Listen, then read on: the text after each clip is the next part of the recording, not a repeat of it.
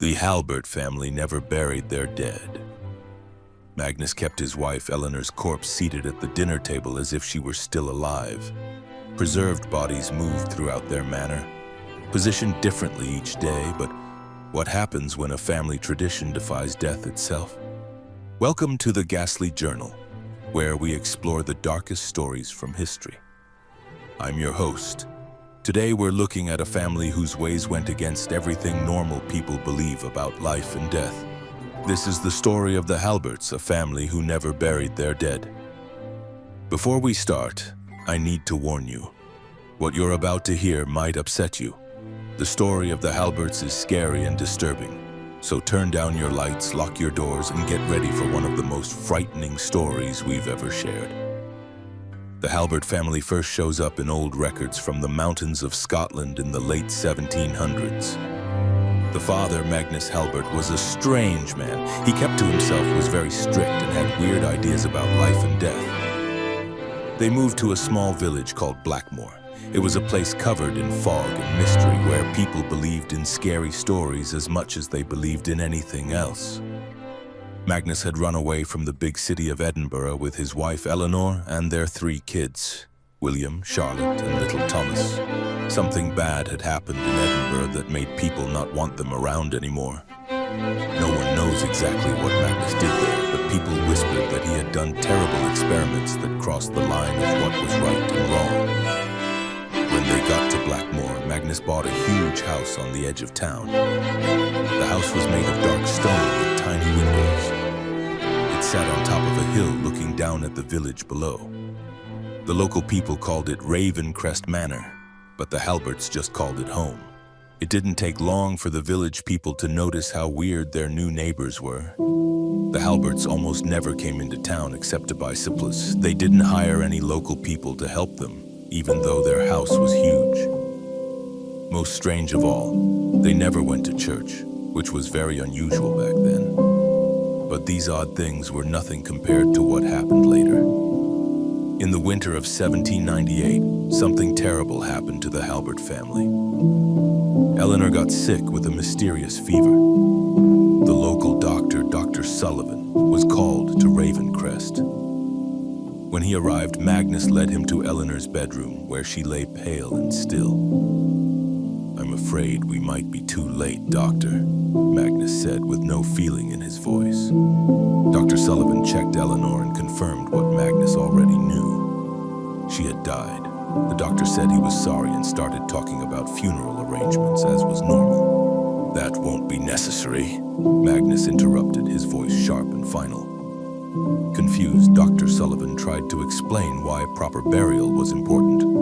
"The Halberts do not bury their dead, Doctor," Magnus said firmly. "Eleanor will stay with her family where she belongs." Disturbed but not sure what to do, Dr. Sullivan left Ravencrest that night, troubled by the strange meeting. The next day, he came back with the local minister, Reverend Clark, hoping to talk sense into Magnus about the importance of a Christian burial. When they arrived, Magnus wouldn't let them in. Through the partly open door, the 2 men saw something that would haunt them forever. Eleanor's body, dressed in a fine dress, was sitting at the dining table as if she were still alive. The family was gathered around her as if nothing had changed. Horrified, Reverend Clark demanded that Magnus show proper respect for his wife's body. Magnus's answer was chilling. "Death is just a change, Reverend. The body holds the spirit long after the heart stops beating. To bury her would be to cut that connection forever. We will not abandon her to the cold Greenland." News of this horrible situation spread quickly through Blackmore. The villagers, who were already suspicious of the strange family on the hill, now looked at them with real fear. Some demanded that the police do something, while others were too scared to even talk about it. Sheriff Douglas Mercer, the county's law officer, visited Ravencrest to look into the disturbing reports. When he confronted Magnus, Magnus showed him documents, old yellowed papers covered in strange symbols in ancient writing. "This is our family agreement," Magnus explained, "dating back hundreds of years. The Halberts have always kept their dead close. It is our tradition, our right." Sheriff Mercer, though deeply disturbed, found nothing in the law that said a family couldn't keep a dead relative in their home as long as it didn't pose a health risk. Reluctantly, he left Ravencrest without taking action, but warned Magnus that he would be watching closely. As months passed, Eleanor's body stayed in the Halbert home. Visitors, the few who were ever allowed in, reported seeing her in different rooms of the house. Her position changed regularly, as if she were still part of family life. Sometimes she sat by the fireplace with needlework in her lifeless hands. Other times she was positioned at the piano, her stiff fingers resting on the keys. Even more disturbing were the reports from those who claimed to have seen Magnus talking to Eleanor's corpse, apparently convinced that some part of her could still hear him. The children's reactions to their mother's continued presence were different. William, the oldest at 16, seemed to have adopted his father's beliefs completely, treating his mother's corpse with the same respect he had shown her in life. Charlotte, 13, was clearly upset by the situation, but obeyed her father's wishes. Young Thomas, only 8, reportedly asked visitors when his mother would wake up, suggesting he didn't fully understand what had happened. For 2 years, this horrible arrangement continued, with Eleanor's preserved body remaining a central figure in the Halbert household. Magnus had apparently found some way of preservation that prevented the usual decay, though his exact method remained a closely guarded secret. Then in the autumn of 1800, another tragedy struck the family. William, while hunting in the thick forest around Ravencrest, had a fatal accident when his rifle backfired. His body was carried back to the manor by his heartbroken father and siblings. Just like with Eleanor, William was not buried. Instead, his preserved body was placed in the family's growing display of death. Witnesses described seeing William's corpse positioned in his favorite chair in the library, a book forever open in his stiff hands. By this point, the villagers of Blackmore had developed mixed feelings about the Halberts. While most avoided the family entirely, viewing their practices as evil against God and nature, others became strangely fascinated. Some even claimed that the Halberts had discovered some secret knowledge about death, that maybe the family knew something about the afterlife that others didn't. These rumors grew stronger when people began reporting strange lights, coming from Ravencrest at odd hours of the night, along with unusual sounds that some described as unearthly chanting. More troubling were the reports from shepherds who claimed to have seen figures moving on the grounds of Ravencrest in the dead of night, figures that moved stiffly and unnaturally. In the village, a small group began to form around Magnus Halbert.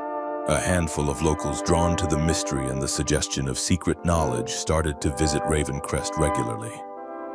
They returned with stories that only added to the family's mystery.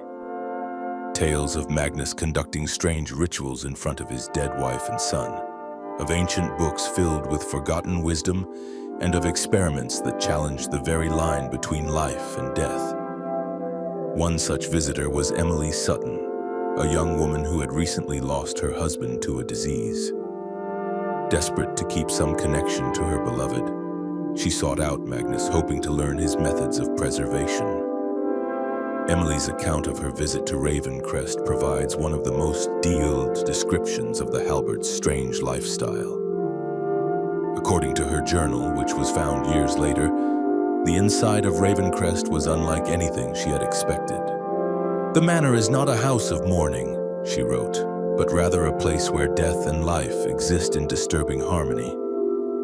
The dead Halberts are positioned throughout the home as if they were still participating in daily life. Eleanor at her needlework, William with his books. Magnus speaks to them, sets places for them at the table, and treats them as if they were merely quiet, not gone. Most disturbing of all is the children's acceptance of this arrangement." Charlotte reads aloud to her mother's corpse, while young Thomas plays at his brother's feet. They have made normal what should be impossible to accept. Emily described Magnus as charming and well-spoken, a man who spoke of death not as an end, but as a temporary inconvenience. He showed her his laboratory, a large room in the east wing of the manor filled with strange equipment, bottles of chemicals and journals documenting his work. Magnus believes that the soul remains connected to the body for far longer than most people think, Emily wrote. He speaks of death as a door that swings both ways and hints that under the right circumstances that door might be reopened. Whether driven by grief or truly convinced by Magnus's theories, Emily became a regular visitor to Ravencrest. She began helping Magnus in his work, becoming something of an apprentice. Her journal entries from this period become increasingly strange, filled with mysterious references to the threshold and the return. The situation at Ravencrest might have continued forever had it not been for the events of the winter of 1803. A particularly harsh season had cut off Blackmore from neighboring towns for weeks. Food was scarce and sickness was spreading through the village. When 3 children from the village went missing during a blizzard, search parties were organized. The missing children were not found, but the search led to a shocking discovery on the grounds of Ravencrest. Behind the manor, partly hidden by snow, searchers found a small building that hadn't been there before. A stone structure with no windows and a heavy iron door. From inside came a foul smell and sounds that one searcher described as neither human nor animal, but something in between. Sheriff Mercer, leading the search party, demanded entry. When Magnus refused, the door was broken down by force. What they found inside is hard to explain. The room contained several metal tables, each holding a body in various stages of what can only be described as reconstruction. Body parts that appeared to belong to different people had been stitched together. Most horrifying of all, some of these pieced-together forms showed scenes of movement, twitching and jerking as if brought to life by some unknown force. In one corner, barely recognizable as once having been human, were the remains of what the searchers believed to be the missing children. Magnus was immediately arrested along with Emily Sutton, who was found helping him. Charlotte and Thomas were taken into protective custody, both children appearing underfed and in shock. Ravencrest was searched thoroughly. In addition to Eleanor and William's preserved bodies, the remains of at least 7 other people were discovered throughout the manor, all preserved through Magnus's methods and positioned as if they were still living occupants of the home. In Magnus's laboratory, authorities found journals detailing his experiments, his attempts to reverse death itself. The writings revealed a man obsessed with the idea that death was not final, that with the right application of science and what he called the old knowledge, the dead could be restored. The trial of Magnus Halbert and Emily Sutton was brief and closed to the public. The specific charges were never made entirely clear in official records, perhaps because the nature of their crimes didn't fit existing legal categories. What is known is that both were found guilty and sentenced to death. The night before their scheduled execution, something happened that has never been properly explained. The jail where Magnus and Emily were being held was found empty in the morning. The cells were locked from the outside. The guards were at their post, and no one had seen or heard anything unusual during the night. The prisoners had simply vanished. A search of Ravencrest revealed that the preserved bodies of Eleanor and William had disappeared as well. The other bodies found in the manor remained, but the Halberts, both living and dead, were gone without a trace. The most disturbing twist in this already horrible tale came 3 days later when a shepherd reported seeing 5 figures moving across the moors in the early morning mist. A tall man, a woman, 2 children, and what appeared to be a teenage boy. All 5 moved with the same stiff, unnatural walk. This was the last confirmed sighting of the Halbert family in Blackmore.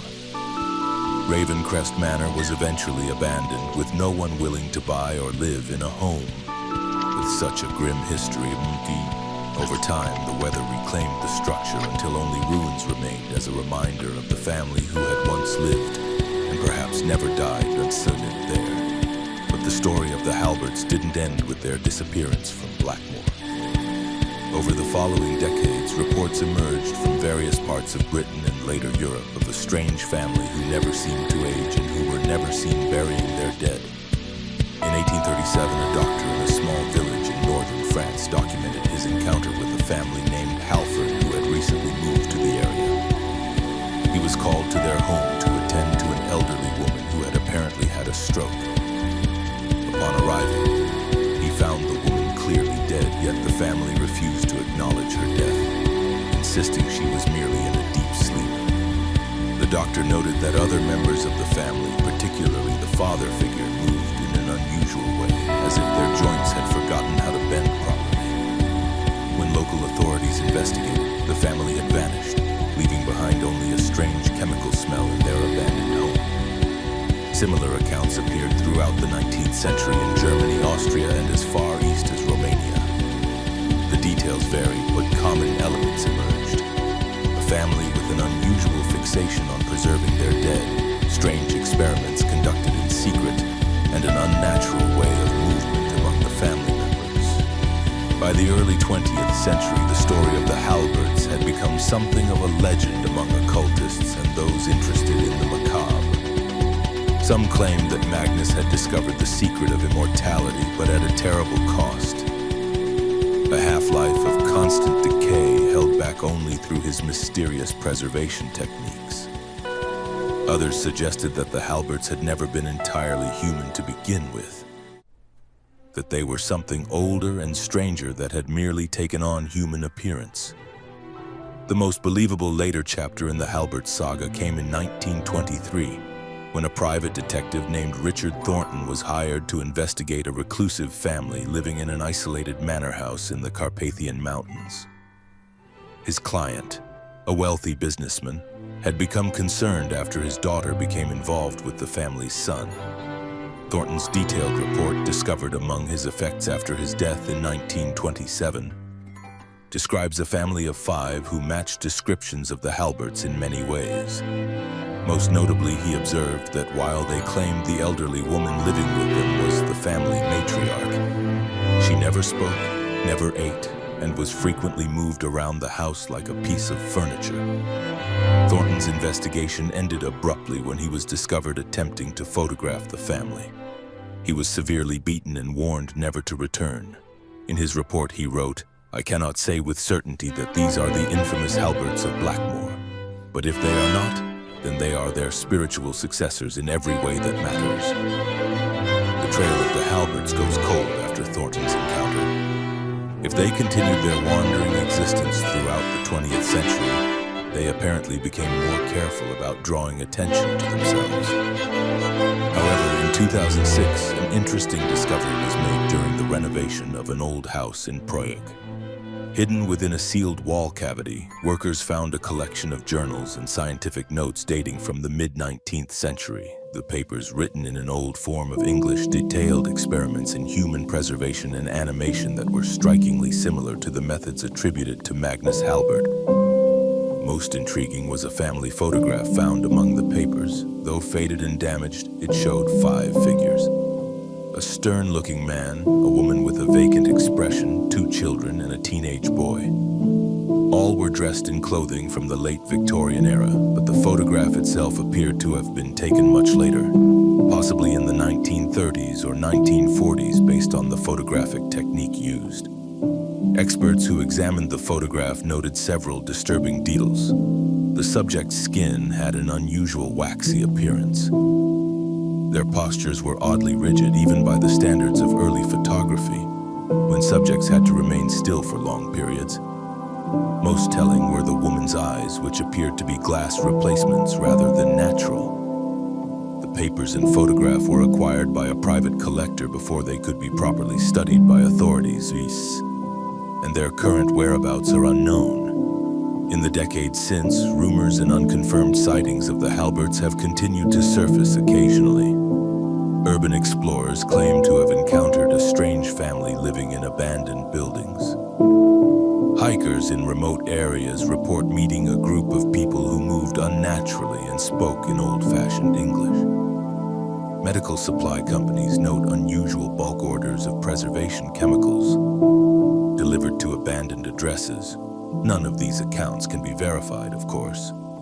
The story of the Halberts, a family who refused to bury their dead and who may have discovered something terrible about the nature of death itself, remains primarily in the realm of legend, yet one has to wonder. If Magnus Halbert truly found a way to preserve not just the body, but something of the essence of a person after death, what would that mean for his family? Would they continue their horrible existence indefinitely, neither truly alive nor properly dead, moving from place to place as decades and eventually centuries passed? Would they continue to add to their family, preserving each member as they fall to injury or illness or age, creating an ever-growing procession of the animated dead? And if they do still exist in some form, what would they look like now after more than 2 centuries of their unnatural existence? How much of their humanity would remain? These questions have fascinated and disturbed those who have studied the Halbert case over the years. Whatever the truth may be, the story of the family who never buried their dead serves as a chilling reminder of the dangers of defying the natural order, of the fine line between devotion and obsession, and of the potentially terrible consequences of refusing to accept the finality of death. The most recent chapter in this strange saga may be the most disturbing of all. In 2010, a fire at a remote farmhouse in rural Maine led to a grim discovery. After putting out the blaze, which had destroyed most of the structure, firefighters found a hidden cellar containing what was initially believed to be a mannequin workshop. Further investigation revealed that the mannequins were in fact human remains in various states of preservation. Most had been damaged in the fire, but examination determined that some of the bodies had been preserved for decades, with the oldest potentially dating back to the early 20th century. Most disturbing was the discovery that some of the more recently deceased individuals showed signs of having been artificially preserved while still alive. Evidence suggested that they had continued to move and function in some capacity for months or even years after the preservation process had begun. No residents of the farmhouse were ever found, either among the remains or elsewhere. The property had been purchased 20 years earlier by a cash buyer using what proved to be a false identity. Neighbors reported that the occupants kept to themselves and were rarely seen up close, though they occasionally observed what appeared to be a family of 5 through the windows. An older couple, 2 middle-aged individuals, and a younger person. Investigators noted that the farmhouse contained numerous books and journals related to obscure preservation techniques, experimental chemistry, and fringe theories about extending life beyond death. Among these materials was a family tree that, while partially burned, included the name Halbert near the top. DNA testing on the remains proved inconclusive, with analysts noting unusual chemical alterations to the cellular structure that prevented standard identification methods. The case remains open, classified as a multiple homicide with no named suspects. Could this be the final chapter in the Halbert saga? Did their centuries-long journey end in that fire in Maine? Or did they escape once again, perhaps leaving behind only their oldest and most deteriorated family members as they fled into the night? The truth may never be known, but perhaps that uncertainty is fitting for a family whose very existence challenged the boundary between life and death, between history and legend. What we can say with some confidence is that the story of the Halberts, whether viewed as historical fact, elaborate folklore, or cautionary tale, touches something deep in our collective fears. It speaks to our fear of death, our reluctance to part with those we love, and the terrible consequences that might arise from defying the natural order. The story of the Halberts serves as a necessary warning.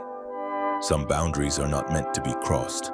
Some doors once opened cannot easily be closed again, and so we leave the Halberts to whatever fate ultimately claimed them, or to their continued wandering, if they somehow endure. Their story remains a disturbing footnote in the annals of the macabre, a reminder that some family traditions are best left unpreserved. As for Magnus himself, the man who began this terrible legacy, perhaps he achieved exactly what he set out to accomplish. A family that would never be separated by death, that would remain together through the long centuries, unchanging even as the world transformed around them. Whether that represents triumph or tragedy depends on how one views the nature of life, death, and what might exist in the shadowy territory between. This has been the Ghastly Journal. Thank you for joining us on this journey into one of history's most disturbing family legacies. If the Halberts have taught us anything, it's that some traditions are best left in the past and that sometimes letting go is the greatest act of love we can offer those who have passed on. Sleep well and remember, not all family traditions are meant to be preserved.